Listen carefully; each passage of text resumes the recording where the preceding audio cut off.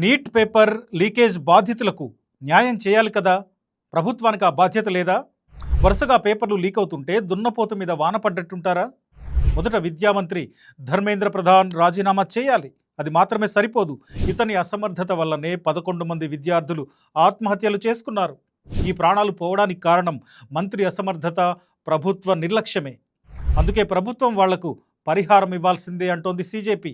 బలవన్మరణాలకు పాల్పడిన విద్యార్థుల కుటుంబాలకు ₹1 కోటి చొప్పున ఇవ్వాలని డిమాండ్ చేస్తోంది. 23 లక్షల కుటుంబాలు అప్పు చేసి చదివించే వాళ్ళెంతో మంది.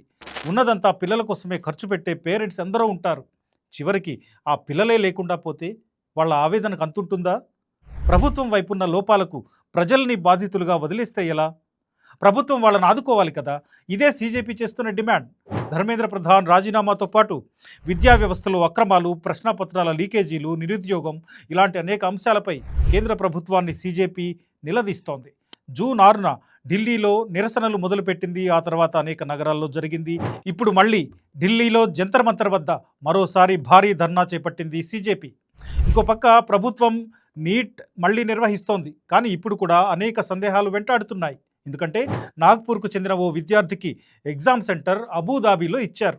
నాగ్పూర్లో సెంటర్ కావాలని అప్లై చేసుకుంటే ఎక్కడో విదేశాల్లో ఇచ్చారు. ఇది ఎన్టీఏ పనితనం. ఇది ఎన్టీఏ బాధ్యత రాహిత్యం. ఇలాంటి సంస్థల చేతుల్లోంచి నీట్ లాంటి పరీక్షలు తీసేయడం తప్ప మరో పరిష్కారం లేదు.